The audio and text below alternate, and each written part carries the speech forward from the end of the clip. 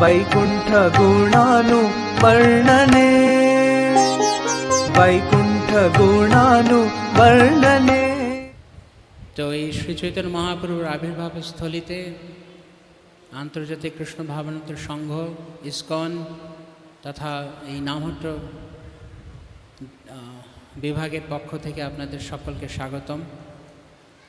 আজকে একটি অত্যন্ত বিশেষ দিন।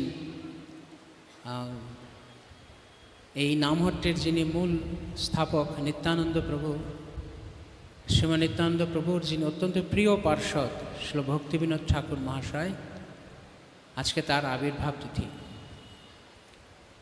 এবং এই নবদ্বীপ ধামেই নামহট্টের পুনরায় স্থাপনা হয়েছিল। আর আপনারা ভক্তিবিনোদ ঠাকুরের আবির্ভাব তিথিতে নবদ্বীপ ধামে ভক্তিবিনোদ ঠাকুরের কাছে এসে গেছেন, অত্যন্ত ভাগ্যবান। আর আমি যখন শুনছিলাম শ্রীপাদ ভাগবত কীর্তন প্রভু, আমার অন্যতম একজন প্রিয় কীর্তনীয় ভক্ত, যার অত্যন্ত সুললিত কণ্ঠে কারা কারা খুব কাঁধে কাঁধে খুব ভালো অনুভূতি ছিল, শুনতে শুনতে অত্যন্ত আনন্দ হচ্ছিল। হরি বল! সবাই অনেক আনন্দ পেয়েছে। ভজনটি যেমন সুন্দর, তেমনি প্রভুর কণ্ঠ, মধুর কণ্ঠে মধুর ভজন, সুমধুরতা প্রাপ্ত হয়েছে। তো অত্যন্ত হৃদয়স্পর্শী। আপনারা কিছু সময় আগে শ্রীমৎ গৌরাঙ্গ প্রেম মহারাজের শ্রীমুখ থেকে কৃষ্ণ কথা শ্রবণ করেছেন।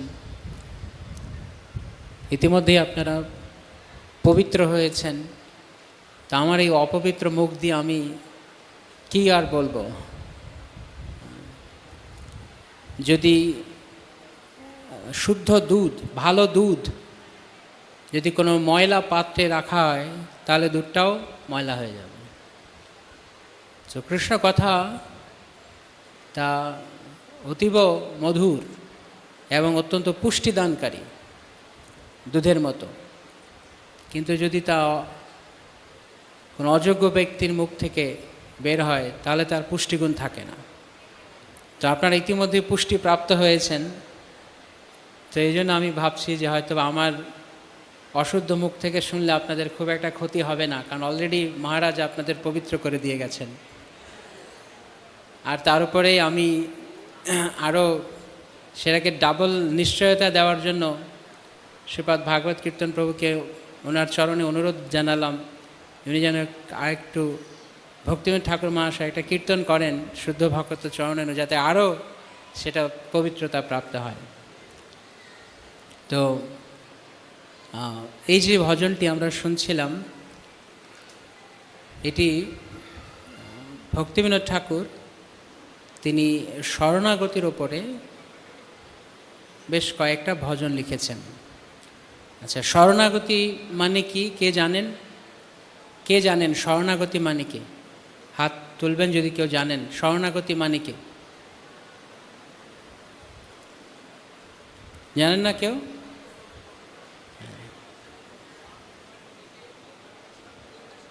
নিজেকে ভগবানের কাছে পুরো সমর্পণ করা, তো এটাকে বলা হয় আত্মনিবেদন, নিজেকে দিয়ে দেওয়া ভগবানের কাছে। তো আত্মনিবেদন প্রকৃতপক্ষে শরণাগতি একটা অঙ্গ। শরণাগতির 6টা অঙ্গের মধ্যে একটা অঙ্গ হচ্ছে নিজেকে সম্পূর্ণ ভগবানের কাছে দিয়ে দেওয়া। মোট 6টা অঙ্গ রয়েছে শরণাগতির। শরণাগতি মানে কারোর শরণে আসা, কারণ শরণ গ্রহণ করা। তো যখন আমরা কোনো বিপদে পড়ি, তখন আমরা কারোর শরণ নিই। তো এই পৃথিবীতে আমাদের অবস্থা কীরকম? এই জগতে কি আমরা ভালো রয়েছি না বিপদে রয়েছি? হ্যাঁ, আচ্ছা, কারা কারা মনে করছেন আমরা এই জগতে ভালো আছি, আনন্দে আছি? হাত তুলুন।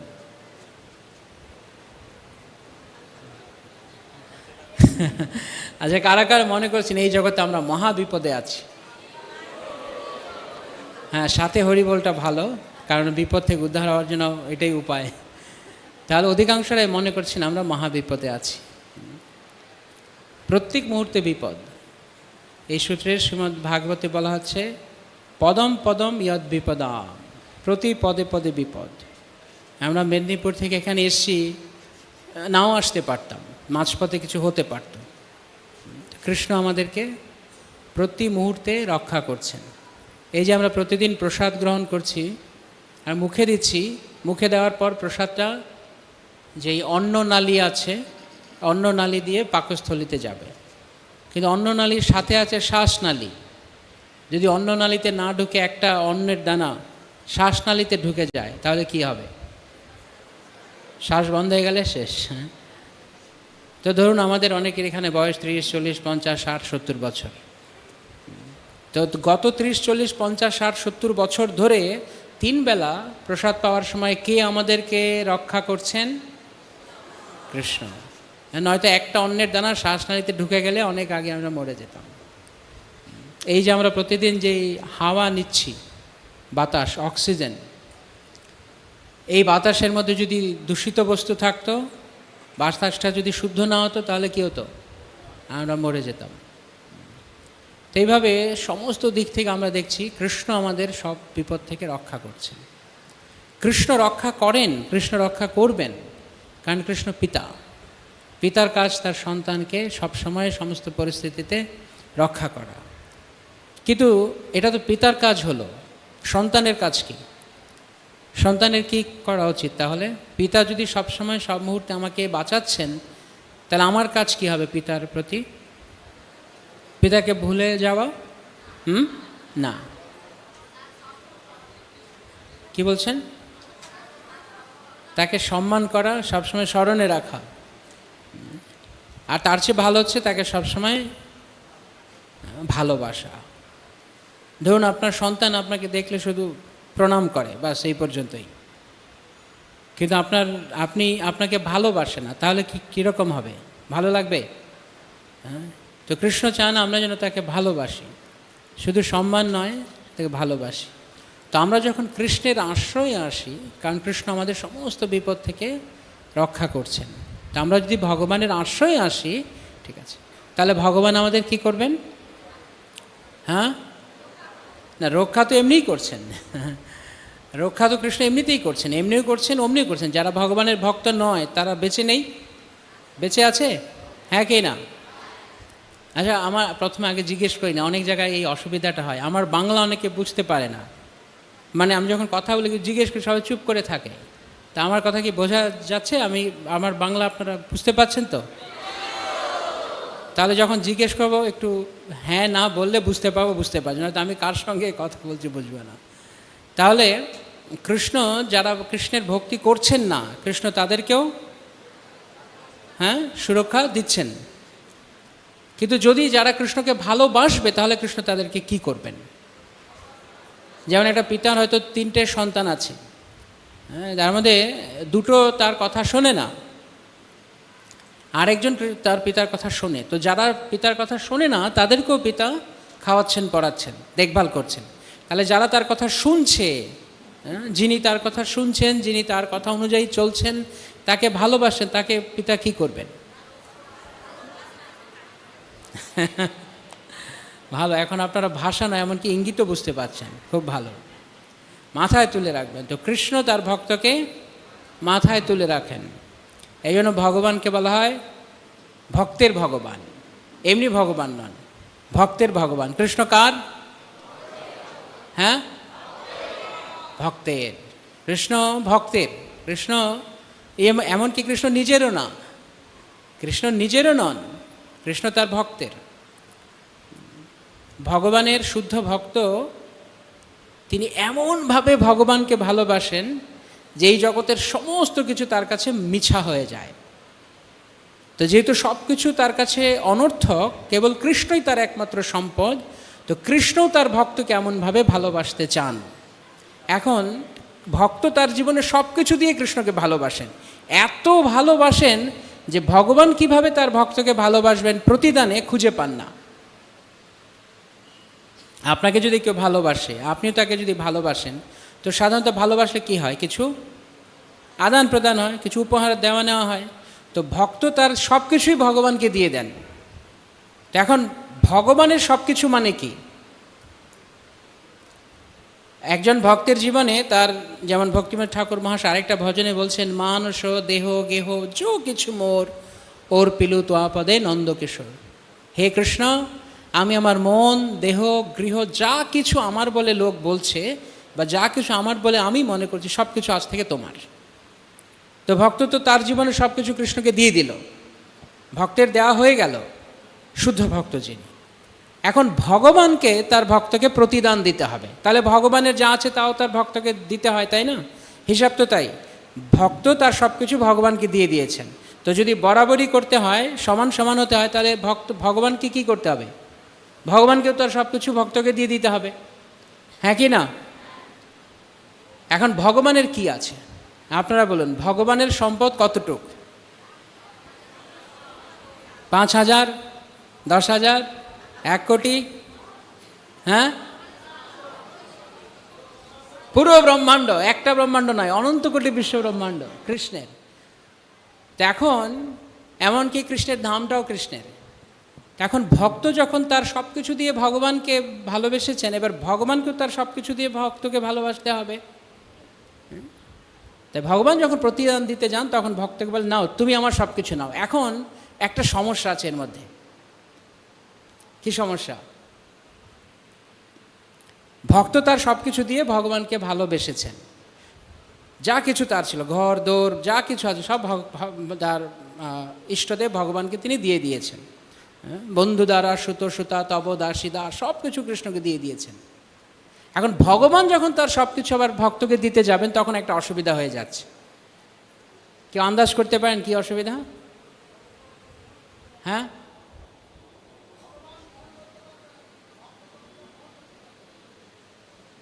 প্রভু বলছেন ভগবান গ্রহণ করতে পারবে যদি ভক্ত সব দিয়ে দেয়, কিন্তু ভগবান যদি দেয়, ভক্ত কিভাবে ধরবে এত কিছু? আচ্ছা,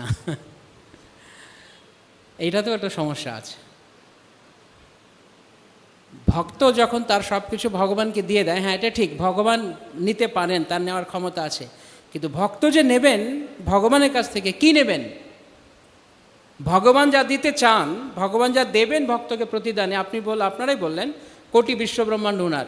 ভক্ত তো কোটি বিশ্বব্রহ্মাণ্ড ছেড়ে ভগবানকে ভালোবাসছে, কোটি বিশ্বব্রহ্মাণ্ডের লোভ ছেড়ে দিয়ে ভগবানকে ভালোবাসে, কোটি বিশ্বব্রহ্মাণ্ডের কোনো কিছু তার দরকার নেই বলে সে ভগবানকে ভালোবাসে।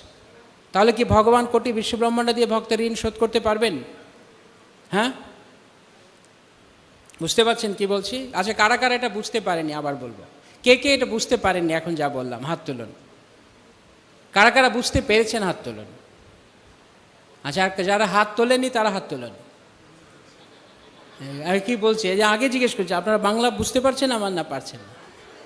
এইমাত্র যে কথাটা বললাম যে ভগবান তার ভক্তের ঋণ শোধ করতে পারেন না, কারণ ভগবান যা দেবেন ভক্তের তার দরকার নেই। এই কথাটা বুঝতে পেরেছেন কে কে? হাত তুলুন। কে কে বুঝতে পেরেছেন? আচ্ছা, তাহলে বাকিরা বুঝতে পারেননি? আচ্ছা, কারা কারা বুঝতে পারেনি হাত তুলুন। এখন আমি বুঝতে পারলাম যে আমাকে হাত তুলতে হবে, তাহলে আপনারা হাত তুলবেন। এইটাই তো মনে হচ্ছে, আমি হাত তুলে হাত তুলছি, নয়তো না। কি অবস্থা! ভক্ত ভগবানকে সব কিছু ছেড়ে দিয়ে তাকে ভালোবাসছেন। এখন ভগবান যখন বিনিময় করবেন, ভগবানকে যা দিতে হবে তা তো অলরেডি ভক্ত ছেড়েই দিয়েছেন, ভক্তের সেগুলো দরকার নেই, তো ভগবান কিভাবে তার ভক্তকে সেগুলো দেবেন? তাই এই সমস্ত জগতের জাগতিক প্রলোভন, লোভ, আশা, আকাঙ্ক্ষা, বাসনা সব ছেড়ে একজন শুদ্ধ ভক্ত ভগবানের কাছে আত্মসমর্পণ করেন।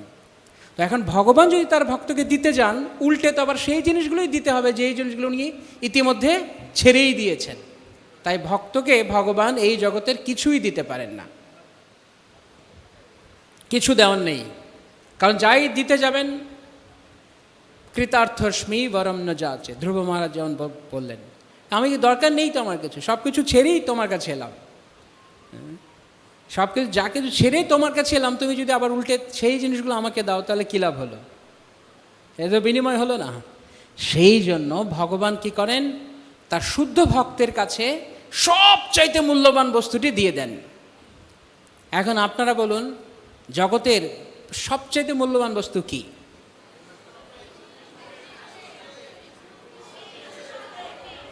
হ্যাঁ, প্রেম, কৃষ্ণ প্রেম।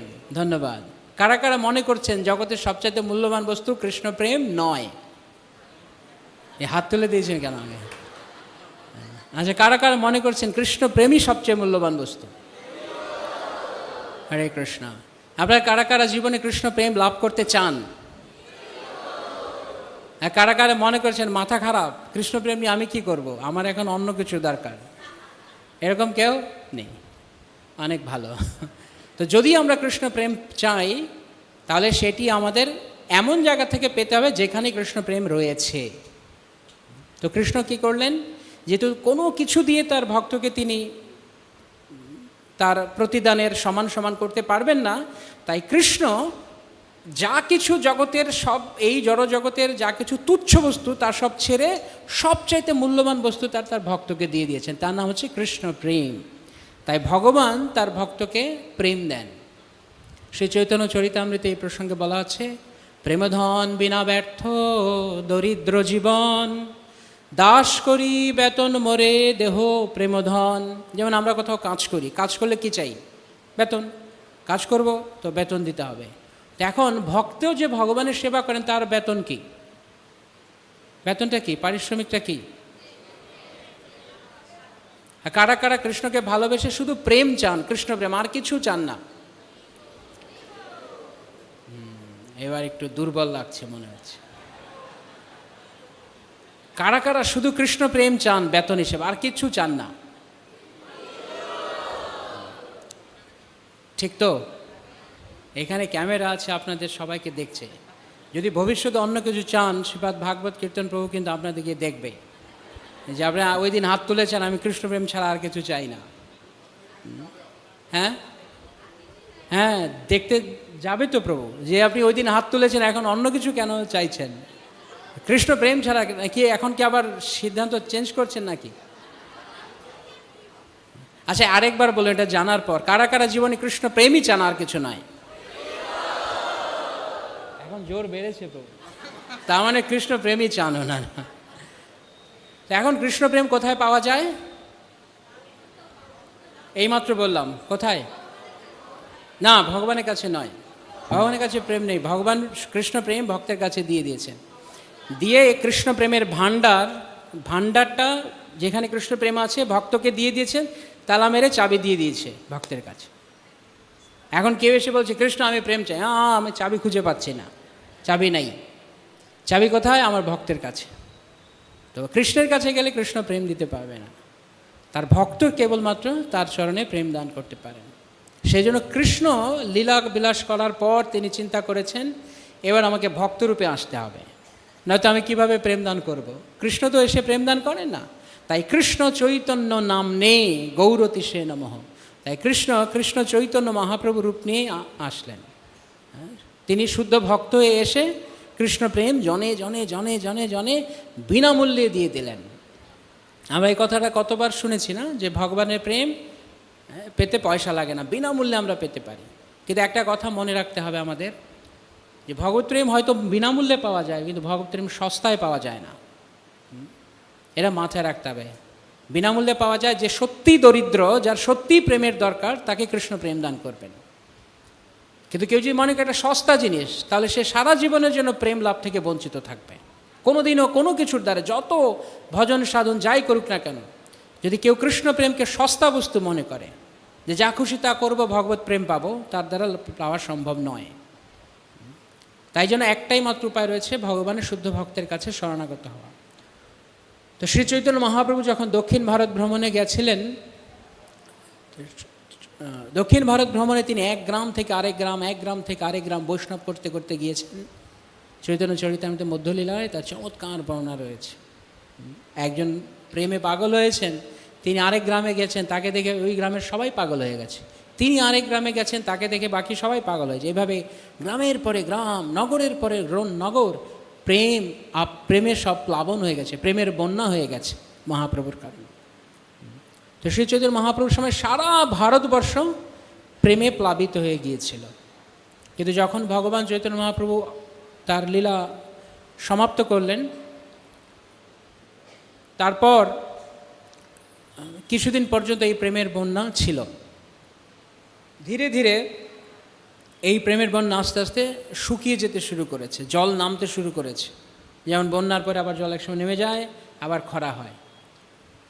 তো মাঝখানে প্রায় 1-150 বছরের মতো এই প্রেমের বন্যার স্পর্শ ছিল না। কেউ ভগবত ভক্তির কথা বুঝতে পারত না, এবং যারা কৃষ্ণ ভক্তি সত্যিকার অর্থে করতে চাইতো লোক তাদেরকে ভাবুক মনে করত।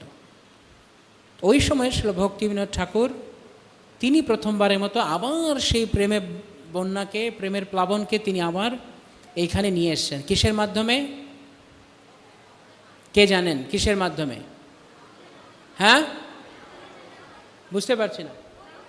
নামহট্ট, খুব সুন্দর, আবার নামহট্টের মাধ্যমে নিয়ে এসছেন। তাই আপনারা অত্যন্ত ভাগ্যবান যে ভক্তিবিনোদ ঠাকুরের হৃদয়, নিত্যানন্দ প্রভুর হৃদয় এই নামহট্ট প্রচারের আপনার অংশ। আমরা সবাই এই নামহট্ট প্রচারে যুক্ত হতে পেরে মহা আনন্দ অনুভব করছি। নামহট্ট, যা এই যে সুরভিকুঞ্জে, জলঙ্গির ওই পারে সুরভিকুঞ্জে যে নামহট্টের শুরু করেছেন নিত্যানন্দ প্রভু, পরবর্তীতে আবার ভক্তিবিনোদ ঠাকুর সেটা শুরু করেছেন।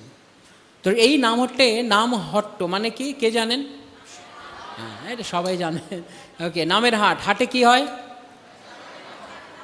কেনা বেচা। কি কেনা বেচা হচ্ছে? কিন্তু এখন যদি শুধু নাম কেনা বেচাই হতো এখানে, তাহলে একটু আগে আমরা বললাম যে ভক্তের পারিশ্রমিক হচ্ছে প্রেম, বেতন হচ্ছে প্রেম, তাহলে নাম কেন কেনা বেচা হচ্ছে বলা হচ্ছে? নামের মধ্যে প্রেম রয়েছে। খুব ভালো মাতাজি, কি নাম আপনার? খুব সুন্দর, ভেরি গুড। হ্যাঁ, নামের মধ্যে প্রেম রয়েছে, কিন্তু নামের আগে একটা শব্দ জুড়বে, তাহলে প্রেম আছে। শুদ্ধ নাম। যখন আমরা শুদ্ধ নাম জপ করব, শুদ্ধ নাম কীর্তনের দ্বারা, তার ফলে প্রেম লাভ হবে। তো নামটা হচ্ছে প্রেমের বীজ। যখন বীজ বোনা হয়, বীজ থেকে অঙ্কুরোদ্গম হয়, অঙ্কুর থেকে আস্তে আস্তে চারা, চারা থেকে বৃক্ষ হয়, বৃক্ষে ফল ধরে। তো এই কৃষ্ণ নাম হচ্ছে আমাদের প্রেমের বীজ। এখন সেই কৃষ্ণ নাম রূপ বীজ কাকে দেয়া হবে? কে প্রেমের বীজ পাবে? আপনারা একটু আগে বলেছিলেন না, কারা কারা হাত তুলেছিলেন জানি যে আমি প্রেম পেতে চাই? এখন কমে গেছে। সবাই পেতে চান? কারা কারা পেতে চান? হরি বল। তো এখন এই প্রেম পেতে গেলে, প্রেম হচ্ছে ফল, আর ফল তো এমনিতে পাবেন, আগে কি লাগবে? ফল কোথা থেকে আসে? বীজ। বীজ না থাকলে ফল। বীজ হচ্ছে নাম। এখন সেই নাম, এই নামের হাটে ভক্তিবিনোদ ঠাকুর মহাশয় তিনি লিখছেন যে নিত্যানন্দ প্রভু নামের হাটে এই নাম বিতরণ করছেন, কিন্তু একটা শর্ত দিয়েছেন। শর্ত হচ্ছে শ্রদ্ধা শর্ত। শ্রদ্ধা লাগবে, বিশ্বাস লাগবে। বিশ্বাসটি কি? যে কৃষ্ণ এবং কৃষ্ণ নাম অভিন্ন। এই যে আমরা হরে কৃষ্ণ কৃষ্ণ কৃষ্ণ হরে হরে, হরে রাম রাম রাম হরে হরে মহামন্ত্র উচ্চারণ করছি, এইটি এবং কৃষ্ণ অভিন্ন। এই দুইয়ের মধ্যে কোনো পার্থক্য নেই। আর এটা শুধু মুখে বলার জিনিস নয়। আমি যদি মনে করি ও এটা ক্লাসে অনেক শুনেছি, কিন্তু যখনই আমি জপমালায় হাত দিচ্ছি, যদি আমি মনে না করি যে এই গুটিতে আমি যা জপ করছি হরে কৃষ্ণ, তা আর কৃষ্ণ আলাদা, এটা অন্য কিছু, কৃষ্ণকে পাবো, এটা অন্য কিছু না, কৃষ্ণ নামই কৃষ্ণ, এই দৃঢ় বিশ্বাস সহকারে যখন আমরা কৃষ্ণ নাম গ্রহণ করব, অপরাধ মুক্ত হয়ে, তখন আমাদের ধীরে ধীরে তা প্রেম দিবে। এই প্রসঙ্গে শ্রী চৈতন্য মহাপ্রভু বলছেন চেত দর্পণ মার্জনম। আমাদের হৃদয়ে যেমন আপনার ঘরে আয়না রয়েছে, আয়নাতে যদি আপনি মুখ দেখতে চান সম্ভব নয় যদি আয়নাটা ময়লা থাকে। যখনই আয়নাটা ধুলোবালি পড়ে গেছে আমরা মুছে নেব, দেখতে পাবো। এখন একবার টান দিলে কি হবে? কোনো পরিষ্কার হবে অল্প একটু। যদি আপনি ভালো করে পরিষ্কার করবেন তাহলে ভালো করে দেখা যাবে। তো যদি আমরা কৃষ্ণকে দেখতে চাই তাহলে আমাদের ভালো করে হৃদয়কে পরিষ্কার করতে হবে, তাহলে হৃদয়েই আমরা কৃষ্ণকে দেখতে পাবো। আর এই যে পরিষ্কার প্রক্রিয়া, এটা হচ্ছে ভগবানের নাম। কিন্তু ভক্তিবিনোদ ঠাকুর মহাশয় বলছেন এই নাম তাকে দেওয়া হবে যার শ্রদ্ধা রয়েছে, যার বিশ্বাস রয়েছে, কৃষ্ণ এবং কৃষ্ণ নাম অভিন্ন, এবং চরমে কৃষ্ণ পাদপদ্মের প্রতি দৃঢ় বিশ্বাস যে আমার এই জীবনের উদ্দেশ্য কেবলমাত্র কৃষ্ণ প্রেম লাভ করা। কি বললাম? জীবনের উদ্দেশ্য কি? এর আগে আরেকটা শব্দ বলেছি, কেবলমাত্র। কেবলমাত্র যদি না হয় তাহলে কীভাবে? কেবলমাত্র কৃষ্ণ প্রেম। যে আমি যদি জিজ্ঞাসা করি আপনারা কারা কারা মনে করেন আপনাদের জীবনে কৃষ্ণ প্রেম পাওয়া গুরুত্বপূর্ণ? কারা কারা মনে করছেন কৃষ্ণ প্রেম লাভ করা গুরুত্বপূর্ণ? কারা কারা মনে করছেন কৃষ্ণ প্রেম পাওয়া অত্যন্ত গুরুত্বপূর্ণ? আর কারা কারা মনে করছেন কৃষ্ণ প্রেম পাওয়া সবচাইতে গুরুত্বপূর্ণ? কারা কারা মনে করছেন কৃষ্ণ প্রেম পাওয়াই এই জীবনের একমাত্র গুরুত্বপূর্ণ? তাহলে এই চারটে বললাম, তার মধ্যে কোনটা?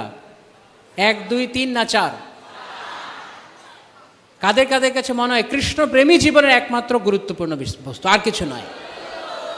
খুব ভালো। তো যদি আমরা এরকম মানসিকতা রেখে জপ করি যে আমি কেবলই কৃষ্ণ প্রেম চাই, আর কিছু না। যেমন যাদের যাদের দীক্ষা হয়েছে, এখানে দীক্ষা হয়েছে এরকম কারা কারা আছেন? দীক্ষা হয়েছে? ওকে, তো যাদের যাদের দীক্ষা হয়েছে, দীক্ষা আমাদের শেষে একটা প্রশ্ন আসে না, আপনার জীবনের অন্তিম লক্ষ্য কি? চমৎকার, মুখস্থ, কিন্তু বাস্তবে প্রয়োগ কতটা? লিখে দিলাম, বাস্তবে এর লিখলাম অন্তিম লক্ষ্য। অন্তিম লক্ষ্য মানে কি? যেমন ধরুন আপনারা সবাই মেদিনীপুর থেকে বেরিয়েছেন, লক্ষ্য কি? মায়াপুর। কিন্তু আপনি মেদিনীপুর থেকে বেরিয়েছেন, আস্তে আস্তে আপনি ধরুন কোলাঘাট অবধি এসছেন, তারপরে কলকাতায় ঢুকেছেন, দেখে সব ভালো লাগলো, থেকে গেলাম ওইখানেই, হলো? তাহলে লক্ষ্য যেইখানে, সেইখানে না পৌঁছানো পর্যন্ত থামা যাবে না। তো যদি লক্ষ্য হয় মায়াপুর, তাহলে মেদিনীপুর থেকে মায়াপুর অন্য কিছু চোখে পড়তে পারে, চোখে পড়াতে অসুবিধা নেই, চোখে অনেক কিছুই পড়ে, গাড়িতে চলতে ফিরতে অনেক কিছুই ডানে বামে চোখে পড়ে, কিন্তু লক্ষ্য কৃষ্ণ প্রেম, মায়াপুর, কৃষ্ণ প্রেম। ঠিক সেরকম জীবনের লক্ষ্য হচ্ছে ভগবত প্রেম। এছাড়া অনেক কিছু দেখতে পারি যখন আমরা ভক্তরা একসঙ্গে আছি বা এখানে আছি, ভক্তরা তো প্রসাদে বসলেন, লাইনে পাশে একজন বসেছে, কি খবর প্রভু, আপনার বাড়ি কি খবর? আমার তো 6 তালা হয়ে গেছে, আপনার কি খবর? আপনারটা হয়নি এখনো? হ্যাঁ হ্যাঁ, তাই তো, আমি তো এই জব করতে করতেই জীবন কাটিয়ে দিলাম, আমার তো জীবনে কিছু হলো না। এটা কি ঠিক হলো? হ্যাঁ ঠিক এটা? প্রভুরা কি মনে করছেন? মাতাজিরা তো বলবেন, ওদের চিন্তা নেই, আপনারা কি বলছেন? কারা কারা মনে করছেন জীবনে একটা 6 তালা না হলে আমার জীবনে কি অর্থ হলো? কারা কারা মনে করছেন কৃষ্ণ প্রেম না পেলে আমার জীবন অনর্থক? কৃষ্ণ দেখছেন, শিল প্রভুপাদ দেখছেন, আপনারা কি বলছেন? খুব ভালো। তো অনেক সময় অনেক ধরনের ভক্তরা অনেক কিছু বলবে, এই লাগবে সেই লাগবে, কিন্তু আপনি কি জানবেন জীবনের অন্তিম লক্ষ্য কৃষ্ণ প্রেম, আর কিছু নয়। ঠিক আছে, যে যা পেতে চাইছে পাক, কে কোন পজিশন নিয়ে নিয়েছে নিক, যে যা হতে চায় হোক, আমার জীবনের লক্ষ্য হচ্ছে কেবল কৃষ্ণ প্রেম। এই সূত্রে শ্রীমদ্ ভাগবতে বলা হচ্ছে, সবই পুংসাম পর ধর্ম যত ভক্তির অধক্ষ, যে অহৈতুকে অপ্রতিহতা ইয় আত্মা সুপ্রসিদ্ধতি। যতক্ষণ না পর্যন্ত ভগবানের শ্রীচরণে আমাদের অহৈতুকী এবং অপ্রতিহতা, অর্থাৎ কোনো কারণ ছাড়া এবং কোনো ধরনের বাধা ছাড়া আমরা ভক্তি অনুষ্ঠান করব, তখনই কেবল আমরা আত্মার প্রসন্নতা লাভ করব। তো এখন অনেক ধরনের লোক অনেক কিছু বলতে পারে, কিন্তু আমাদের জানতে হবে না, আমি কেবলই কৃষ্ণ প্রেম চাই। কারা কারা কেবলই কৃষ্ণ প্রেম চান? এইটা নাম হচ্ছে শ্রদ্ধা। এই শ্রদ্ধা যার রয়েছে তিনি নামের হাটে নাম পাবেন। বাকিরা কি পাবে? হ্যাঁ, আম না, একজন হচ্ছে আম না, কি বলছে? না না, আম পাবে না, আমও পাওয়া যাবে। এই শ্রদ্ধার দ্বারা, এই বিশ্বাসের দ্বারা আপনি শুদ্ধ নাম পাবেন, বাকিরা পাবেন নামের আভাস, নামের আভাস মাত্র, নামের অক্ষর মাত্র, কিন্তু নাম নয়। শুদ্ধ নাম কেবল শ্রদ্ধাবান ব্যক্তি পাবেন। তাই জন্য ভক্তি ঠাকুর মহাশয় লিখছেন, শ্রদ্ধাবান জন হে শ্রদ্ধাবান জন, পাতিয়াছে নামহট্ট জীবের কারণ। তো এই নামহট্টের উদ্দেশ্য হচ্ছে কৃষ্ণ প্রেম লাভ করা। নামহট্টের উদ্দেশ্য কি? নামহট্টের উদ্দেশ্য, নামহট্টের উদ্দেশ্য, নামহট্টের উদ্দেশ্য, আমার জীবনের উদ্দেশ্য, নামহট্টের উদ্দেশ্য, নামহট্টের উদ্দেশ্য মনে থাকবে? হ্যাঁ, কিন্তু কিছুদিন পরে দেখলেন আপনার পাশে আরেকজনকে একটা বড় পোস্ট দিয়ে দিয়েছে, আপনি পোস্ট পেলেন না, তাহলে কি করবেন? আমাকে পোস্ট দিল না, এতদিন ধরে নামহট্ট করছি। আমরা এখানে পোস্ট পেতে আসিনি, আজকে যার আবির্ভাব তিথি শ্রী ভক্তিবিনোদ ঠাকুর, তিনি একটা গ্রন্থ লিখেছেন গৌদ্রুম কল্পাটবী। সেখানে উনি লিখছেন সব পোস্ট পজিশন অন্যদের দিয়ে দিয়েছেন, এইটা করবে ওইটা করবে, শেষে একটা পোস্ট খালি আছে। এই পোস্টটা হচ্ছে ঝাড়ু দিবে কে। এই যে হাটের মধ্যে এক একজন এক একটা কাজ করবে, হাট ভেঙে যাওয়ার পর সবাই যখন চলে যাবে ময়লা হয়ে যায় না হাটটা, তো হাটটা পরিষ্কার কে করবে? ভক্তিবিনোদ ঠাকুর বলছে আমি করব। তো যিনি নামের হাট শুরু করলেন তিনি বলছেন আমি ঝাড়ু দিব, বাকি সবাই সব পজিশন নিয়ে নিক। কারা কারা আমরা বিভিন্ন পদ প্রতিষ্ঠা চাই নাম হট্টে? আপনি হাত তুলছেন কেন? একটু একটু চাইছেন নাকি? কারা কারা শুধু কৃষ্ণ প্রেম চান? হরি বল! শুধু কৃষ্ণ প্রেম, আর কিছু কারণে আমরা নাম হট্টে নেই। প্রেম। এখন আমরা যেই কথায় ছিলাম সেখানে আসি। এই প্রেম কোথায় পাওয়া যাবে? হ্যাঁ, নামের হাটে কে থাকে? ইঞ্জিনিয়ার, ডাক্তার, সাধু, ভক্ত, শুদ্ধ ভক্ত। তো এই ভজনে বলা হচ্ছে শুদ্ধ ভক্ত চরণ রেণু ভজন অনুকূল। যদি আমরা শুদ্ধ ভক্তের কাছে যেতে পারি, তার চরণ ধুলি গ্রহণ করতে পারি, এটা ভজনের অনুকূল। আচ্ছা, ভজন মানে কি? এই যে মেদিনীপুর থেকে মায়াপুর এলাম, এই যে এলাম, এই পুরো পথটা হচ্ছে ভজন। বোঝা গেল? মায়াপুরটা কি? কৃষ্ণ প্রেম গন্তব্য, লক্ষ্য। লক্ষ্য হচ্ছে কৃষ্ণ প্রেম। আর কিভাবে কৃষ্ণ প্রেম পাবো? কৃষ্ণ প্রেম পাওয়ার জন্য যে পথ, সেই পথটাকে বলা হয় ভজন। সাধনা, সাধ্য। সাধ্য হচ্ছে কৃষ্ণ প্রেম, আর সাধনা হচ্ছে ভজন। এখন এই ভজন করতে গেলে কিছু অনুকূল বস্তু চাই। সব কাজে একটা অনুকূল বস্তু আছে। যেমন কোনো একটা ছাত্র পড়তে গেছে, পড়াশোনা করতে চায়, তার জন্য অনুকূল বস্তু কি কি? এখানে ছাত্র আছে কেউ? বই, খাতা, কলম, আর কি? আর কি? হ্যাঁ, মন। অনেক দূরে চলে গেছেন, একটু পরে যাই ওখানে। আগে আস্তে আস্তে দেখি। শিক্ষক লাগবে, আর কি লাগবে? প্রভু কি বলছেন? হ্যাঁ, বুঝতে পারছি না। স্কুল লাগবে, আর বুঝি না। শান্ত পরিবেশ, খুব ভালো। আর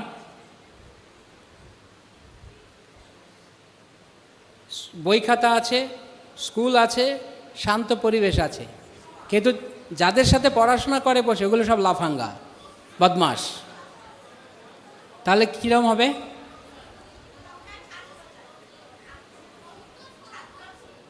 না, ছাত্র তো আছে, মানে কি ছাত্র লাগবে? ভালো ছাত্রদের সঙ্গ লাগবে, তাই না? আপনি পড়তে বসেছেন, শান্ত পরিবেশ, শান্ত পরিবেশের জানালা দেখতে, কি সুন্দর পাহাড়। আরে যদি কেউ না থাকে, এই পড়, ও আচ্ছা, তখন না পড়বে না। যদি শান্ত পরিবেশ থাকে শুধু, তাহলে হবে না। ভালো ছাত্রদের সঙ্গ লাগবে। তো এই ভজনে বলা আছে ভক্তির অনুকূল প্রথম বস্তু হচ্ছে শুদ্ধ ভক্তদের সঙ্গ। যখন আমরা শুদ্ধ ভক্তদের সঙ্গে থাকব, তাদের চরণধুলির মাধ্যমে। এখানে চরণধুলির দুটো অর্থ, একটা হচ্ছে এর আক্ষরিক অর্থ, আর একটা হচ্ছে প্রতীকী অর্থ। আক্ষরিক অর্থ হচ্ছে যখন আমরা ভক্তদের কাছে যাই, তখন আমাদেরকে ভক্তদের চরণধুলি গ্রহণ করতে হবে। কিভাবে? প্রভুরা যখন বাড়িতে যান তখন কি করতে হবে? ভালো করে আঁকড়ে ধরে, প্রভু তো দিতে চাইছেন, দিবেন না। ক্লাসে শুনেছি চরণধুলি না, আজকে বেরিয়ে হতে দেবো না চরণধুলি না, এরকম অনুরোধ করতে হবে যে আমরা একটু চরণধুলি চাই। তো যারা মহান বৈষ্ণবেরা আছেন তারা চরণধুলি দেবেন। যদি তারা করুণা করে দেন তো ভালো, যদি না দেন তাহলে তারা হেঁটে চলে যাওয়ার পর অথবা তাদের পাদুকা থেকে লুকিয়ে এরকম করে দেখে, দেখো চরণধুলি নিলাম, মনে থাকে যেন, এরকম নয়, দেখিয়ে নয়, লুকিয়ে। হৃদয়ে এই চরণধুলি নেওয়ার সঙ্গে সঙ্গে একটা মনোভাব চাই। কি মনোভাব? যে যার চরণধুলি গ্রহণ করছি ওনার মতো হৃদয়টা যেন আমার হয়, ওনার যেরকম কৃষ্ণকে ভালোবাসার ইচ্ছা সেরকম যেন আমার হয়। নয়তো শুধু শুধু চরণধুলি নেওয়া কিছু কাজ হবে না। এটা হচ্ছে আক্ষরিক অর্থ। দ্বিতীয় অর্থ হচ্ছে প্রতীকী অর্থ। চরণধুলি মানে হচ্ছে ওনার বাণী পালন করা, ওনার আদেশ পালন করা। শুদ্ধ ভক্তেরা যা যা বলছেন, তারা যেভাবে আমাদেরকে কৃষ্ণ ভজনে যুক্ত থাকতে বলছেন, সেটা আমাদের করতে হবে।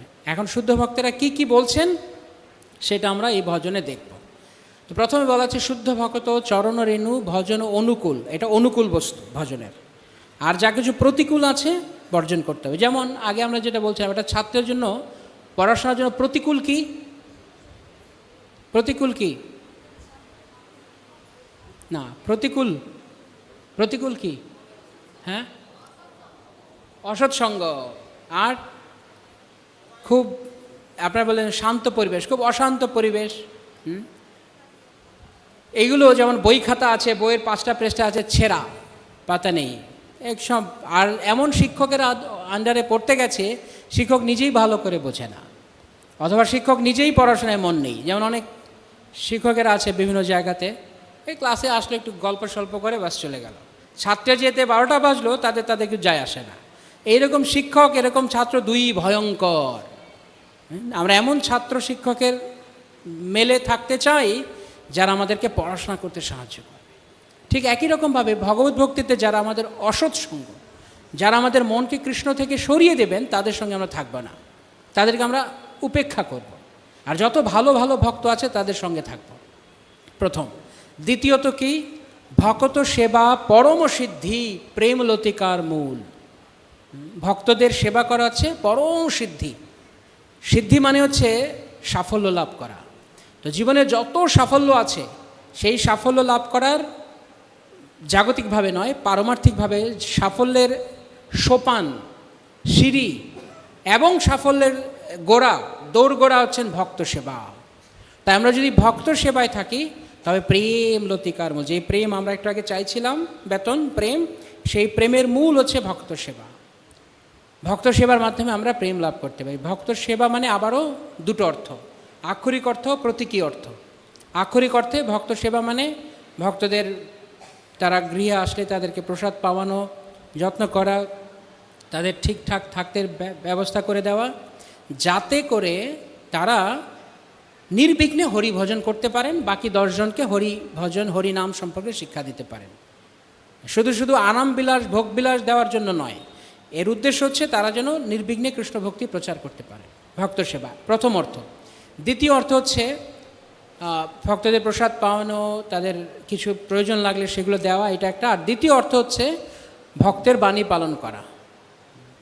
সঙ্গ 2 প্রকারের হয়, একটা হচ্ছে বপু সঙ্গ বা দৈহিক সান্নিধ্যে যখন আমরা আসি তখন আমরা যেই সেবা করি সেটাকে বলা হয় বপু সেবা। আরেকটি রয়েছে বাণী সেবা। বাণী সেবা মানে ভক্ত যেখানেই থাকুন না কেন, আমরা তার আদেশ পালন করছি। ঘরে বসে প্রভুরা কি বলে গেছেন, তারা কি কি করতে বলে গেছেন, সেগুলো আমরা করব। এটা নাম হচ্ছে বাণী সেবা। এটা আপনি যে কোনো সময়, যে কোনো জায়গায়, যে কোনো ভক্তের জন্য করতে পারেন। যেমন শ্রীল প্রভুপাদ এখন ওনার শিব বিগ্রহে আছেন, উনি সশরীরে নেই, কিন্তু উনি বিগ্রহে আছেন, কিন্তু আমরা এইখানে বসে শ্রীল প্রভুপাদের আদেশ পালন করতে পারি। তাহলে আমরা কি করলাম? প্রভুপাদের বাণী সেবা। তো এই বাণী সেবা এবং বপু সেবা হচ্ছে ভক্ত সেবা। ভক্ত সেবা পরম সিদ্ধি প্রেমলতিকার মূল। এর মাধ্যমে আমরা প্রেম লাভ করতে পারবো। তারপরে কি বলা আছে? মাধব তিথি ভকতি জননী যতদে পালন করি। মাধব তিথি মানে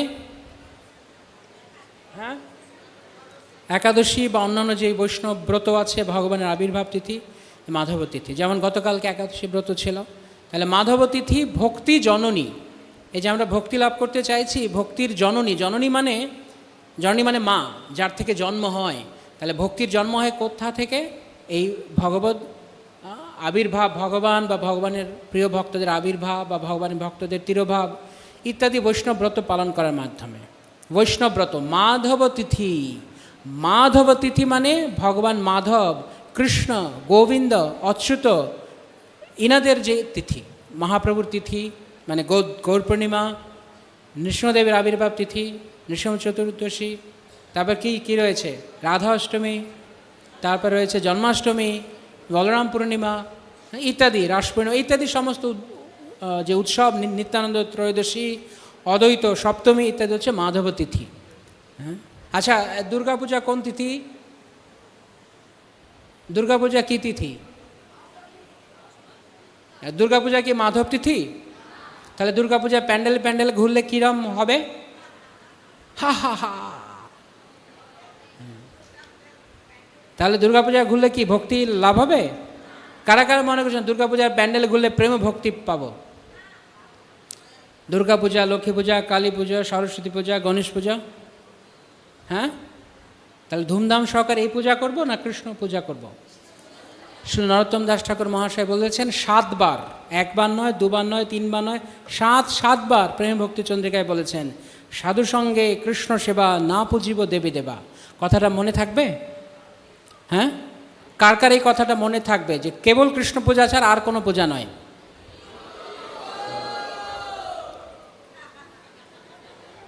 দেখব সামনে 1 মাস পরে, 1 মাসও না, 20-22 দিন পরে দেখব। হ্যাঁ, যেন আপনারা কোনো প্যান্ডেলে না যান, ঠিক তো? হ্যাঁ, এখন বলছেন না না না না আমি যাব না। হ্যাঁ ঠিক আছে ঠিক আছে ঠিক আছে, শান্তি, না গেলে ভালো। কারণ আমরা শ্রীল প্রভুপাদের আদর্শের আমরা যেন এই ভুল কোনো শিক্ষা না দিই, এই ভুল উদাহরণ স্থাপন না করি যে কৃষ্ণ ভক্ত হয়ে দেবদেবীর পূজার প্যান্ডেলে ঘুরে বেড়াচ্ছে।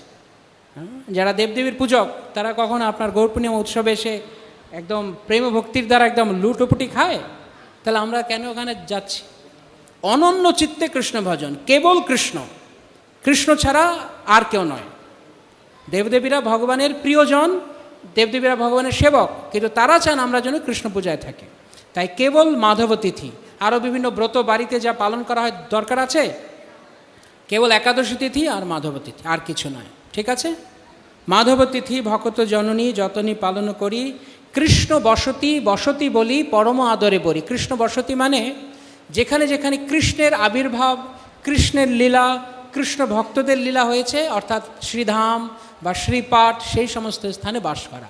যেমন আপনারা কৃষ্ণ বসতি করছেন, এখন কোথায় আছেন? এখন শ্রী মায়াপুর ধাম কি? আমি আসলে জিজ্ঞেস করছি মায়াপুর ধাম কি?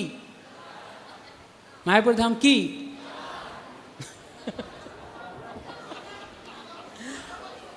কৃষ্ণ বসতি। মায়াপুর ধাম হচ্ছে কৃষ্ণ বসতি। ধন্যবাদ।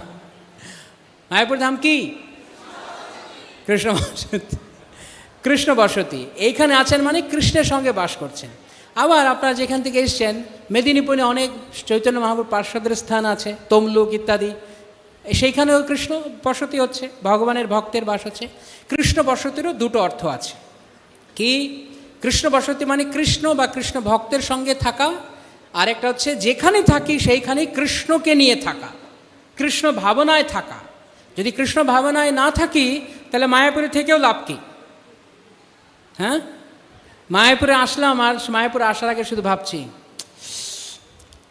কতদিন হয় ভালো খাওয়া দাওয়া হয় না, জম্পেশ একটা খেয়ে আসি মায়াপুর গিয়ে, নাকি? মায়াপুর এর জন্য, কারণ গেটের বাইরে গেলে অনেক কিছু আছে, ডাকছে আয় খোকা আয়, খোকা খুকি আয়, নাকি? না, এখানে এসছি আমরা হরি ভজন করতে। তাই যে 2-1 দিনের জন্য আপনারা এসছেন, একদম পুরো 24 ঘন্টা খাওয়া ঘুম ছেড়ে দিন। এখানে কিছু প্রসাদ অবশ্যই দিচ্ছে, সেটা পান, যতটা সম্ভব কৃষ্ণ ভজন করুন। আমাদের গুরুবর্গ বলেন যদি আমরা মায়াপুর ধামে যে কোনো ভগবত সেবা করি 1000 গুণ বেশি পারমার্থিক স্বীকৃতি লাভ হবে। আপনি মেদিনীপুরে বসে যা পাবেন এখানে 1000 গুণ। মানে ওইখানে যদি আপনি 16 মালা করেন, এখানে কত মালা হচ্ছে? 16,000। ভাবুন, এখানে যা করতে পারেন বেশি। কিন্তু একটু এই 2 দিনের জন্য একটু বাইরে একটু সংযত থাকলে ভালো। মায়াপুর কেবল ভজনের জায়গা, অন্য কিছু নয়। তো এটা হচ্ছে কৃষ্ণ বসতি, যেখানে আমরা থাকবো কৃষ্ণ ভাবনাময় থাকবো। তা আপনি ঘরে ফিরে গেলেও যদি কৃষ্ণ ভাবনাময় থাকেন, সেটাও কৃষ্ণ বসতি। গৌর আমার যেসব স্থানে করিল ভ্রমণের অঙ্গে, সেসব স্থান হেরিব আমি প্রণয়ী ভক্তের সঙ্গে। মহাপ্রভু যেই যে স্থান ভ্রমণ করেছেন, মহাপ্রভু কোথায় কোথায় ভ্রমণ করেছেন? হ্যাঁ, কালিম্পং, দার্জিলিং, তা কোথায়? দীঘা, কোথায়? মহাপ্রভু দীঘা হয়ে গিয়েছেন মনে হয়, আমি জানি না, গিয়েছেন পুরীতে যাওয়ার সময়? জানি না। হ্যাঁ, কাশ্মীর নাকি উটি? হ্যাঁ, মহাপ্রভু যেখানে যেখানে গিয়েছেন, মহাপ্রভু কোথায় গিয়েছেন? শ্রী বৃন্দাবন ধাম, মায়াপুরে ছিলেন, জগন্নাথপুরী, দক্ষিণ ভারতের কিছু কিছু জায়গায় মহাপ্রভু গিয়েছেন। যেইখানে যেইখানে মহাপ্রভু গিয়েছেন সেইখানে কোনো জাগতিক ট্যুরিস্ট স্পট দেখার জন্য আমরা নেই, এটা আমাদের কাজ নয়। গৌর আমার যেসব স্থান করিল ভ্রমণ রঙে, যেখানে যেমন অনেক সময় ভক্তরা আছে তারা এমন কোনো জায়গায় যাওয়ার জন্য মাঝে মধ্যে একবার দুবার আপনি দেখতে গেছেন বিভিন্ন তীর্থধাম, অন্য কথা, কিন্তু অ্যাকচুয়ালি যেইখানে গেলে প্রকৃত অর্থে যেখানে গেলে আপনার কৃষ্ণ ভক্তি বৃদ্ধি পাবে, শুদ্ধ ভক্তেরা বাস করছেন, যেখানে মহাপ্রভু গিয়েছেন সেইখানে গেলে ভালো। নচেত ভারতবর্ষে বহু তীর্থ পুণ্যভূমি আছে, সব দেখার কোনো আবশ্যকতা নেই। যেইখানে যেইখানে গৌরীয় বৈষ্ণবদের তীর্থ সেইখানে গেলেই বাস। সেই সূত্রে শ্রীমদ্ ভাগবতে বলা হচ্ছে, ভবদ্বিধা ভাগবতাস তীর্থভূতা স্বয়ং বিভ তীর্থি কুর্বন্তী তীর্থানি সন্তস্থেন গদাভৃতা। যেখানে ভগবানের শুদ্ধ ভক্তেরা থাকেন তারা একসঙ্গে পরিবৃত হয়ে কৃষ্ণ কথা রস আস্বাদন করেন, কিভাবে ভক্তি জীবনে আমরা আরও সিরিয়াস হতে পারবো সেই বিষয়ে আলোচনা করেন, সেটি হচ্ছে তীর্থস্থান। তাই মায়াপুর, একচক্র, নীলাচল, পুরী, এইগুলো হচ্ছে গৌর আমার যেসব স্থান করিল ভ্রমণ রঙে, এই সমস্ত স্থান। সেইখানে আমরা কিভাবে যাব? সেসব স্থান ফেরিব আমি, দেখতে পাবো আমরা কখন? প্রণয়ী ভক্তের সঙ্গে, যারা প্রেমী ভক্ত ভগবানের, যারা ভগবানকে ভালোবাসেন, যাদের হৃদয়ে প্রেম রয়েছে, যারা শুদ্ধ ভক্ত। শুদ্ধ ভক্ত মানে এক কথায় যদি বুঝতে চাই, এই প্রসঙ্গে ভক্তি সিদ্ধান্ত সরোজ ঠাকুর প্রভুপাদ বলেছেন, কনক, কামিনী, প্রতিষ্ঠা, এই তিনটে যাকে ছেড়ে দিয়েছে সে শুদ্ধ ভক্ত, সেই বৈষ্ণব। কনক, কামিনী, প্রতিষ্ঠা, বাগিনী ছাড়িয়াছে যারে, সেই তো বৈষ্ণব। কোনো রকম জাগতিক ধন সম্পদের লালসা নেই। লালসা আর থাকা আলাদা জিনিস। আমাদের থাকতে পারে, কারো হয়তো রয়েছে, পৈতৃক সূত্রে পেয়েছেন, তা এটা হচ্ছে লালসা করা, লোভ করা না, কেবলমাত্র কৃষ্ণতে। তাই কনক, দ্বিতীয় হচ্ছে কামিনী, অর্থাৎ অত্যধিক পরিমাণ বিপরীত সঙ্গের প্রতি আসক্তি। কনক, কামিনী, প্রতিষ্ঠা, এবং আমি কি পেলাম এই জীবনে, লোক আমাকে আসবে, এই যে মালা পরাবে, সম্মান করবে, প্রণাম ঠুকবে, এগুলো হচ্ছে প্রতিষ্ঠা। তো এই সমস্ত জিনিস যার নেই তিনি বৈষ্ণব। মহাপ্রভু বলেছেন বৈষ্ণবকে, ন ধনম ন জনম ন সুন্দরীম কবিতাম, একই কথা। এই ধন জন কবিতা সুন্দরী যার জন্য যে লালায়িত নয়, সেই বৈষ্ণব। আরেক কথা রূপ গোস্বামী পাদ বলেছেন, যার কোনো অন্যাভিলাষ নেই, কৃষ্ণকে পাওয়ার অভিলাষ ছাড়া আর কোনো অভিলাষ নেই, তিনিই প্রকৃতপক্ষে শুদ্ধ বৈষ্ণব। তারাই শুদ্ধ ভক্তি যাজন করছেন। তো শুদ্ধ ভক্তেরা হচ্ছেন আমাদের লীলাস্থান দর্শন করার, গৌর আমার যেসব স্থান ভ্রমণ করেছেন সেই সমস্ত স্থান দর্শন করার সঙ্গে। তারপর আরও ভক্তির অনুকূল বস্তু কি? মৃদঙ্গ বাদ্য শুনিতে মন অবসর সদা যাচ্ছে। এই যে একটু আগে যখন শ্রীপাদ ভাগবত কীর্তন প্রভু কীর্তন করছিলেন, মৃদঙ্গ বাজছিল, হ্যাঁ, খুব আনন্দ লাগছিল, হ্যাঁ, মৃদঙ্গ বাদ্য কত সুন্দর, মৃদঙ্গ ধ্বনি। মৃদঙ্গ বাদ্য শুনিতে মন অবসর সদা যাচ্ছে, অর্থাৎ সারাক্ষণ যত কাজ হচ্ছে, কাজের মাঝখানে মন পড়ে আছে, কখন আমি একটু কীর্তন শুনবো, কখন আমি একটু ভগবানের কথা পড়বো, শুনবো। মৃদঙ্গেরও দুটো অর্থ। মৃদঙ্গের একটা আক্ষরিক অর্থ হচ্ছে এই যে মৃদঙ্গ বাজছে, আর একটা প্রতীকী অর্থ হচ্ছে কৃষ্ণ কথা। কারণ মৃদঙ্গ বাদ্য, এই বাজনার দ্বারা যেই ধ্বনি প্রচারিত হচ্ছে, কৃষ্ণ কথার দ্বারা একই জিনিস প্রচার করা হচ্ছে। তো মৃদঙ্গ বাদ্য শুনিতে মন অবসর, মন সবসময় অবসর খুঁজবে, সময় খুঁজবে, কখন আমি একটু কীর্তন শুনবো, ভগবানের কথা শুনবো। অবসরে সদা যাচ্ছে মৃদঙ্গ বাদ্য। এখনকার দিনে অনেক ধরনের ইনস্ট্রুমেন্ট বেরিয়েছে, বাদ্য বাজনা, কিন্তু সেগুলো মহাপ্রভুর প্রিয় নয়। মহাপ্রভুর প্রিয় হতে এই যে সংকীর্তনের অঙ্গ, খোল, করতাল, কাসর, ঘণ্টা, এইগুলো মহাপ্রভুর প্রিয় ধ্বনি, এইগুলো অনুকূল বস্তু, এর মধ্যে আমরা সবসময় থাকবো। মৃদঙ্গ বাদ্য শুনিতে মন অবসর সদা যাচ্ছে, গৌরবিহিত কীর্তন শুনি আনন্দের হৃদয় নাচে। কি কীর্তন? কি কীর্তন শুনে আমাদের মন আনন্দ পেতে হবে? গৌরবিহিত কীর্তন মানে কি? গৌরবিহিত কীর্তন মানে মহাপ্রভু যে সমস্ত কীর্তন করতেন, এবং মহাপ্রভুর যারা অনুমোদিত ভক্তগণ, যারা পূর্বতন আচার্য, তারা যে যে কীর্তন করেছেন সেই কীর্তন, অন্য কোনো কীর্তন নয়। ঠিক আছে, মনে থাকবে এই কথা। হ্যাঁ, যেমন বাইরে অনেক গান পাওয়া যায়, যশোমতী মাইয়া সে পুছে নন্দলালা, রাধা কিউ গরি ম্যাও কিউ কালা, এগুলো কি গৌরবিহিত কীর্তন? সিনেমা গান। তো সিনেমায় অনেক সময় ধর্মীয় গান গাইতে পারে, থ্যাংক ইউ। তো সেই সমস্ত সিনেমা গান আমাদের জন্য নয়। হ্যাঁ, অনেক ধরনের হিন্দি গান এখনকার দিনে বেরিয়েছে, এই ফেসবুক, ইউটিউব খুললেই এই সমস্ত লোক দেখছে, বিভিন্ন রিল বানাচ্ছে, এমনকি ভক্তরাও। কিন্তু শিল প্রভুপাদ আমাদের যেই কীর্তন দিয়ে গেছেন সেই কীর্তন, এই যে এই গ্রন্থটি আছে, এই গ্রন্থতে যেই কীর্তন আছে বা ভক্তিগীতিতে যে কীর্তনগুলো আছে সেইগুলো গৌরবিহিত কীর্তন, পূর্বতন আচার্যদের কীর্তন। কোনো একটা হিন্দি গান বাজলো আর তার সঙ্গে সঙ্গে আমি নাচলাম, এটা গৌরবিহিত কীর্তন নয়। একবার শিল প্রভুপাদ আমেরিকাতে একটা মন্দিরে উনি উপরতলায় ছিলেন, তো নিচতলায় কিছু ভক্তেরা সন্ধেবেলায় নৃসিংহ আরতি গাইছে। তা গাইতে গাইতে শেষে গাইছে, কেশব ধৃত নরহরি রূপ জয় জগদীশ হরে, ওম জয় জগদীশ হরে, স্বামী জয় জগদীশ হরে। ঠিক আছে, চলবে? Very good. প্রভুপাদ তখন ঠিক এই কে কীর্তন গাইছে ডাকো, তো ডেকেছে উপরে এসে, বলছে এই ওম জয় জগদীশ স্বামী জয় জগদীশ কোথায় পেলে? যে প্রভুপাদ বৃন্দাবনে গেছিলাম, ওখানে গায়। প্রভুপাদ বলছে আমি গাই না, আমাদের কোনো আচার্য। গানটা কি? কেশব ধৃত নরহরি রূপ জয় জগদীশ হরে। কোনো কিছু যোগ বিয়োগ করা যাবে না। আসলে প্রভুপাদ যেমনভাবে দিয়েছেন সেরকমভাবে, আচার্যগণ যেইভাবে দিয়েছেন সেইভাবে।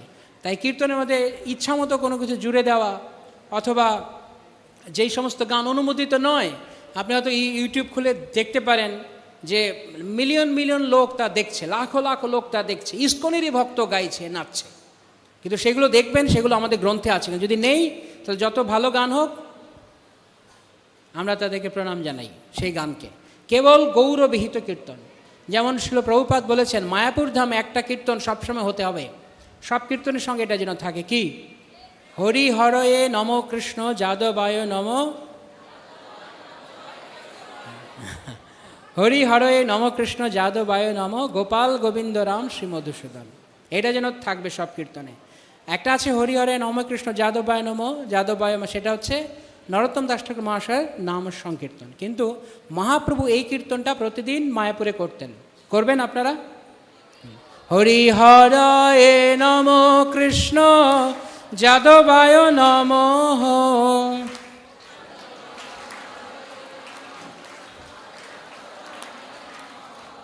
হরি হরয়ে নম কৃষ্ণ যাদবায় নম,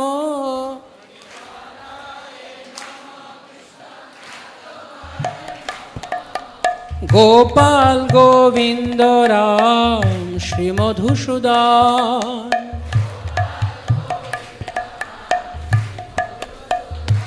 হরি হরয়ে নম কৃষ্ণ যাদবায় নম,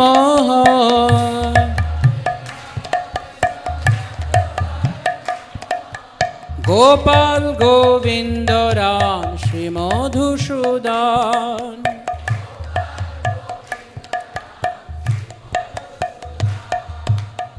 তো এইরকম কিছু কিছু কীর্তন যা পূর্বতন আচার্যদের অনুমোদিত, সেইগুলো গাইতে হবে। গৌরবিহিত কীর্তন ছাড়া অন্য কোনো গান, হিন্দি গান বা অন্য গান, এমনকি বাংলা ছড়া গান, যে যা কিছু বানাক না কেন, কেবলমাত্র পূর্বতন আচার্যদের লেখা যে গান সেইগুলো মনে থাকবে। এবার মোবাইলে গিয়ে একটা গান দেখলাম, অনেক লোক, লাখো লাখো লোক দেখছে এই গানটা, সেই গানে নাচছে, গাইছে, ভিডিও বানাচ্ছে, আমরা কি বানাবো? কেবল এই গৌরীয় বৈষ্ণব গীতি, অন্য কি কিছু নয়। হরিনাম গীতি গাও নীতি নীতি, অন্য কোনো গীতি গেও না। জগদানন্দ পণ্ডিত বলেছেন, গৌর যে শিখালো নাম সেই নাম গাও, অন্য সব নাম মাহাত্ম্য সেই নামে পাও। যদিও সেগুলো আপাত দৃষ্টিতে দেখতে কৃষ্ণ নাম, কৃষ্ণ রাম গোবিন্দ নারায়ণ অচ্যুত মাধব কেশব এসব আছে, হ্যাঁ, রাধারানী বাঙ্কে বিহারী অনেক কিছু আছে, কিন্তু সেগুলো আচার্যগণ গেয়েছেন কি? তাদের রচিত যদি না হয় তাহলে আমাদের জন্য প্রয়োজন নেই। যেমনটা প্রভুপাদ দিয়ে গেছেন সেরকমভাবে। কোথাও শুধু কৃষ্ণের নাম থাকলেই কি কাজ হবে? কাজ হবে? যেমন এইখান থেকে এই কি বলে কিছু দূর যাওয়ার পরে দেবগ্রাম বলে একটা জায়গা আছে, ওখানে একটা দোকান আছে, দোকানের নাম হচ্ছে গিরিধারী মাছের আড়ত। গিরিধারী মাছ। এখন কারা কারা মনে করেন ওইখান থেকে মাছ খেলে আপনার গিরিধারী প্রেম হবে? হবে? তো গিরিধারী নাম থাকলে কি গিরিধারীর প্রতি প্রেম হয়ে যাবে? জয়গুরু টি স্টল, তা আপনি এখানে টি স্টলে টি খেলে কি আপনার গুরু প্রেম বাড়বে? না। যেমন এখানে একটা দোকান আছে শ্রী চৈতন্য লটারি সেন্টার, তো আপনি বলে এইখান থেকে লটারি কিনলে লাগবেই লটারি, চৈতন্য মহাপ্রভুর লটারি। করবো আমরা এগুলো? কোথাও শুধু নাম থাকলে হবে না, নাম অনেক আছে। যেমন ভক্তি সিদ্ধান্ত সরস্বতী ঠাকুর প্রভুপাদ বিভিন্ন অপসম্প্রদায়কে বন্ধ করেছেন, অনেক কিছু বিভিন্ন ছড়া গান তারা গাইছে। এই ছড়া গান আমাদের গাওয়ার জন্য নয়। নিতাই গৌর, অমুক তমুক অনেক নাম দিয়ে তারা গাইছে। কেবলমাত্র যেই সমস্ত কীর্তন পঞ্চতত্ত্ব হরিকৃষ্ণ মহামন্ত্র আচার্যগণ দিয়েছেন সেই সমস্ত ভজন আমরা গাইব, যা এই গ্রন্থে আছে। কত কত ভজন প্রভুরা গাইছেন, হ্যাঁ, প্রভুরা আছেন, কত সুন্দর ভজন, সেইগুলো গান। কেন অন্য কোনো গীতি? গৌরবিহিত কীর্তন শুনি আনন্দের হৃদয় নাচে। আর যারা ভক্ত তাদের গৌরবিহিত কীর্তন না যেগুলো, সেগুলো শুনলে ভাল লাগে না, কারণ এগুলো মহাপ্রভু অনুমোদিত নয়, আচার্যগণ অনুমোদিত নয়।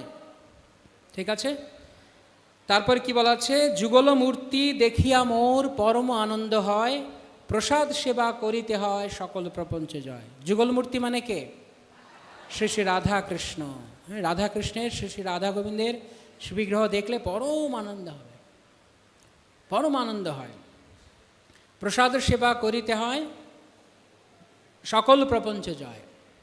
ভগবানের প্রসাদ গ্রহণ করতে করতে কি জয় হবে? মায়া জয় হবে। প্রপঞ্চ মানে মায়া। এই যে মায়া শক্তির কারণে আমরা কৃষ্ণকে ভুলে আছি, সেই মায়া জয় হয়ে যাবে ভগবানের প্রসাদ গ্রহণ করতে হবে। তাই সেই প্রসাদটি কেমন প্রসাদ হতে হবে? তারপরে বলা হচ্ছে, একটু পরেই বলা আছে, গৌরপ্রিয় শাক সেবনে জীবন সার্থক মানি। প্রসাদটা কেমন প্রসাদ হতে হবে? শাক, একটু শাক একটু অন্ন। কারা কারা শুধু শাক আর অন্নতেই খুশি? প্রভু দেখে রাখুন, কালকের মিল শাক অন্ন। খুশি? হ্যাঁ খুশি? হরি বল। ভালো তো, শুধু শাক অন্ন, কোনো ব্যাপার নেই। অনেক প্রকারের শাক, মহাপ্রভুর শাক পছন্দ। তাই যত, বিশেষ করে নালিতা শাক, হ্যাঁ, পাট শাকে মহাপ্রভু শ্রী গুরু মহারাজ একটা গ্রন্থে লিখেছেন, পাট শাকে কৃষ্ণ প্রেম লাভ হয়। তো যদি আপনি শাক পাবেন, গৌরপ্রিয় শাক সেবনে। কিন্তু এখনকার দিনে আমরা কী করছি? শাক, বিশেষ করে এখনকার প্রজন্ম শাক শাক শাক পকেটে রাখে না মাথায় দেয়। শাক কি বস্তু? শাক চেনে না। এখন যা আছে সব এই যে বিভিন্ন নাম আমি উচ্চারণ করতে চাই না, সেগুলো আধুনিক সমস্ত খাবার দাবার বেরিয়েছে। এগুলো গৌরপ্রিয় শাক সেবনে, যত শাক। হ্যাঁ, একবার শ্রীমান মহাপ্রভু নীলাচলে, যেখানে টোটা গোপীনাথ মন্দির রয়েছে, সেই টোটাতে গদাধর পণ্ডিত থাকতেন। একটু তেঁতুল পাতা গাছ থেকে পেরেছেন, একটু শাক আর অন্ন, শালি ধানের অন্ন নিয়ে গেছিলেন নিত্যানন্দ প্রভু। তা দিয়ে তিনজনে মিলে মহোৎসব হয়েছে, শাক অন্নের মহোৎসব। তা আমরা এত দূর থেকে এসেছি, এখন আমাদের শুধু শাক অন্ন দিলে পরের বার কয়জন খুঁজে পাবো জানি না আমরা। সেই জন্য প্রভুরা বেশি প্রসাদ দিচ্ছেন, কিন্তু যা দিচ্ছেন নামটের প্রসাদ সব সাত্ত্বিক। এই সাত্ত্বিক প্রসাদ পেয়ে জীবনকে সাত্ত্বিক রাখুন। এরকম অনেক ধরনের রান্নাবান্নার আইটেম দেখবেন আজকালকার দিনে। যদি সারাদিন শুধু আপনি রান্নাবান্না নিয়ে আইটেম নিয়ে পড়ে থাকেন, ভজন কখন করবেন? হ্যাঁ, হরিনাম হরি কথা কখন হবে? তাই সব রকমারি বিভিন্ন ইংলিশ আইটেম, অত বেশি এগুলো মহাপ্রভুর প্রিয় নয়। মহাপ্রভুর প্রিয় আইটেম কি, কোথা থেকে আমরা জানতে পারবো? ভক্তি বিনোদ ঠাকুর লিখে গেছেন, তাই না? কি?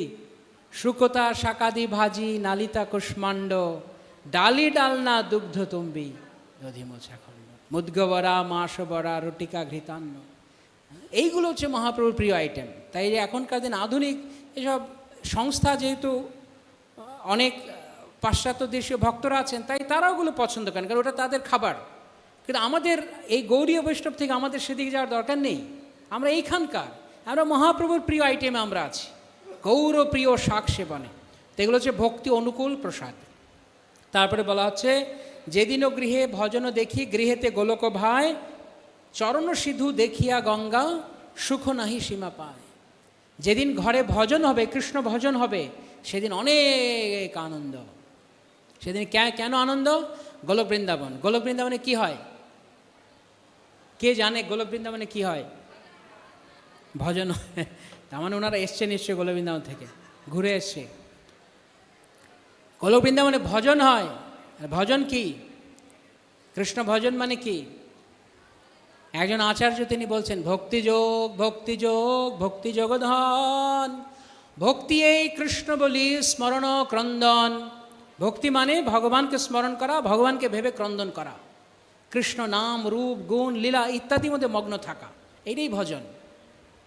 এরই ভজন। সারা দিন রাত নিরন্তর হরিনাম জপ, সময় পেলেই ভগবানের নাম জপ, সময় পেলেই কৃষ্ণ কথা, সময় পেলেই ভক্তদের সঙ্গে কৃষ্ণ কথার আলোচনা, শুদ্ধ ভক্তের কি লক্ষণ? শ্রীল প্রভুপাদ লিখছেন ভগবদ্গীতার তাৎপর্যে, মৎচিত্তা মদ্গত প্রাণা বোধয়ন্ত পরস্পরম। এই শ্লোকের তাৎপর্যে প্রভুপাদ লিখছেন, শুদ্ধ ভক্ত দিনের মধ্যে 24 ঘন্টায় ভগবানের নাম কীর্তনে ব্যস্ত। তাই কৃষ্ণ কথা শুনুন, কৃষ্ণ কথা বলুন, কৃষ্ণ নাম শুনুন, কৃষ্ণ নাম অন্যকে উপদেশ করুন। এইটাই হরিভজন, খুব সহজ ব্যাপার। তো এটা এইভাবে যদি আমরা ভজন করি তাহলে গৃহতেই গোলক বৃন্দাবন। চরণ সিধু দেখিয়া গঙ্গা সুখ নাই সীমা পায়। যদি যখনই আমরা গঙ্গা দর্শন করব তখন আমাদের কাকে স্মরণ করতে হবে, কি স্মরণ করতে হবে? কৃষ্ণ স্মরণ। কারণ এই যে গঙ্গা দেবী প্রবাহিত, গঙ্গাকে, গঙ্গা হচ্ছেন ভগবানের চরণ ধুয়ে আসা জল। এই যে বামনদেব, যে কালকে যার আবির্ভাব তিথি ছিল, এই বামনদেব তিনি যখন বলি মহারাজের কাছে দান গ্রহণ করছেন, ওপরে চরণ দিয়েছেন, আর সেখান থেকে গঙ্গা দেবী তিনি ওপর থেকে প্রবাহিত হয়েছে। তাই গঙ্গা ভগবানের চরণ ধুয়ে এসছে। তাই যে চরণ সিধু, চরণ অমৃত। তাই আমরা যারা মন্দিরে গিয়ে অনেক সময় ঠেলাঠেলি লাগে, চরণ অমৃত শেষ, কোনো অসুবিধা নেই, গঙ্গায় চলে যান। গঙ্গাতে কি আছে? পুরো গঙ্গা নদী চরণামৃত, যত খুশি পান। তো গঙ্গা দেখলে আনন্দ। তুলসী দেখি জোড়ায় প্রাণ, মাধব তোষণী জানি। মাধব তোষণী মানে যিনি মাধব, ভগবান মাধব বা কৃষ্ণকে যিনি আনন্দ দেন, তিনি কে? তুলসী মহারানী। তাই তুলসী মহারানী দেখলে আমরা আনন্দ পাই যে তুলসী মহারানী আছেন এখানে, উনি ভগবানের প্রিয়জন। ভক্তি বিনোদ কৃষ্ণ ভজনে অনুকূল পায় যাহা, প্রতি দিবসে পরম সুখে স্বীকার করে তাহা।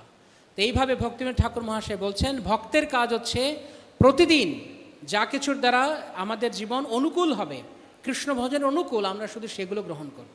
আরেকটা ভজনে তিনি বলছেন, ভক্তি বিনোদ নাহি জানে ধর্মা ধর্ম, ভক্তি অনুকূল হও তার সব কর্ম। মানে আমাদের কি করতে হবে, আমাদের কি না করতে হবে আমরা জানি না, কিন্তু আমাদের কী করতে হবে? এমন কিছু করতে হবে যা কিছু দ্বারা কৃষ্ণ অনুকূল হয়। এই ভজনে আমরা যা যা পড়লাম এগুলো ভক্তি অনুকূল বস্তু। এরকম আরও ভক্তি অনুকূল বস্তু যেগুলো আছে সেইগুলিতে আমরা যদি থাকি তাহলে আমরা ওই যে কৃষ্ণ প্রেম, শুদ্ধ ভক্তের কাছ থেকে কৃষ্ণ প্রেম লাভ করতে পারব। কিন্তু যদি আমরা অনুকূল বস্তুতে না থাকি, শুদ্ধ ভক্ত আমার ঘরে বারবার আসলেও, আমার সামনে বারবার আসলেও কোনো কাজ হবে না, আমাকে অনুকূল বস্তু করতে হবে। তো এই শিক্ষা শ্রী ভক্তিবিনোদ ঠাকুর মহাশয় দিয়েছেন। আমরা আজকে ওনার আবির্ভাব তিথিতে এই শিক্ষা আলোচনা হলো। শ্রীল প্রভুপাদ কি জয়, শ্রী ভক্তিবিনোদ ঠাকুর মহাশয় কি জয়, গৌর প্রেমানন্দে। আর 5-10 মিনিট আছে, কারো কোনো প্রশ্ন? হরে কৃষ্ণ, জয় শ্রী প্রভুপাদ কি। ভালো লেগেছে সবার? হরি বল। ভালো লাগা মানে ভালোটা জিনিসটা কি করব? ফেলে দেবো না গ্রহণ করব? হ্যাঁ, কারা কারা গ্রহণ করবেন হাত তুলুন। হরি বল। ঠিক আছে, প্রভুকে অসংখ্য ধন্যবাদ। কারো কোনো প্রশ্ন আছে? প্রভু যে এতক্ষণ যা কিছু বললেন, কারো প্রশ্ন জাগছে মনে? একজন হাত তুলেছে। প্রশ্ন থাকলে বলুন, সামনে এগিয়ে আসুন। একটা কর্ডলেস দেবেন। শাক খেতে নাই, শাক খাওয়ার যে কথা বললেন সেখানে কলমি শাক, এটা বলছে কি খেতে নাই নাকি খাওয়া যাবে কিনা প্রশ্ন। আমাদের গুরুবর্গ বলেন এই শাকটা খাওয়া যায় না।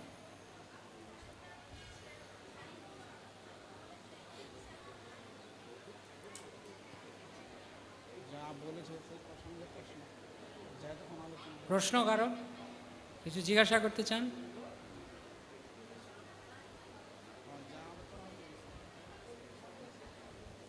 প্রভু কি প্রশ্ন?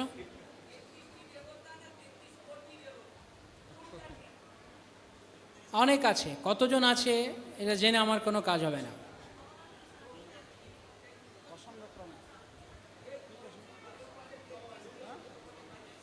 আরে ধরুন 33 কোটি না 33 দেবতা আছে, এটা জানলে কি হবে? আমার পারমার্থিক উন্নতিতে এটা কি কাজ লাগবে? কৃষ্ণকে জানলেই হবে, প্রভু বলেছেন। হরে কৃষ্ণ, প্রণাম। ছটা শরণাগতি কি কি সেইটা একটু। ও আচ্ছা, আমি ভুলে গেছি বলতে এটা। হরে কৃষ্ণ, বসে যান, একটু পরে আরতি শুরু হবে, আর 5 মিনিট। 6 প্রকারে যে শরণাগতির অঙ্গগুলো আছে 6টা অঙ্গের মধ্যে প্রথমটা হচ্ছে ভক্তির অনুকূল কার্য স্বীকার। এই যে ভক্তির অনুকূল আমরা যা পড়লাম, এটা প্রথম কাজ, যা কিছু ভক্তির অনুকূল তা করব। 2 নাম্বার, ভক্তির প্রতিকূল যা তা বর্জন করা। 3 নাম্বার, কৃষ্ণ আমাকে অবশ্যই রক্ষা করবেন এই বিশ্বাস করা, অবশ্য রক্ষিবে কৃষ্ণ বিশ্বাস পালন। 4 নাম্বার, কৃষ্ণ আমার পালনকর্তা, কৃষ্ণ আমাকে পালন করবেন, উনি আমার পালক, আমি ওনার পোষ্য। 4, 5, দৈন্য, নিজেকে সবচাইতে হীন নীচ বলে মনে করা, আমার মতো মূর্খ, আমার মতো কুলাঙ্গার, আমার মতো নীচ আর কেউ নেই। 6 নাম্বার, আত্মনিবেদন, অর্থাৎ আমি আমার সর্বস্ব দিয়ে ভগবানের সেবায় নিজেকে উৎসর্গ করব। এই 6টা হচ্ছে স্বর্ণাবতার। গোপ্তা, গোপ্তৃত্ব মানে গোপ্তা, কৃষ্ণ যে গোপ্তা, এই স্বভাবটাকে বলা হচ্ছে গোপ্তৃত্বে, গোপ্তৃত্বে বরণ, কৃষ্ণকে গোপ্তা রূপে বরণ, এটাকে বলা হচ্ছে গোপ্তৃত্বে বরণ। গোপ্তৃত্ব হচ্ছে গুণ, গোপ্তা হচ্ছে নাম, আর গোপ্তৃত্ব হচ্ছে তার গুণ। যেমন ভগবান ভগবত্তা, সাধু সাধুতা বা সাধুত্ব, তেমনি গোপ্তা গোপ্তৃত্ব। আর কোনো প্রশ্ন? ঠিক আছে, সবাইকে অনেক ধন্যবাদ। শ্রী প্রভুপাদ কি জয়, জয়। ভক্তবৃন্দ কি জয় পূজ্যপাদ মণিগোপাল প্রভু কি।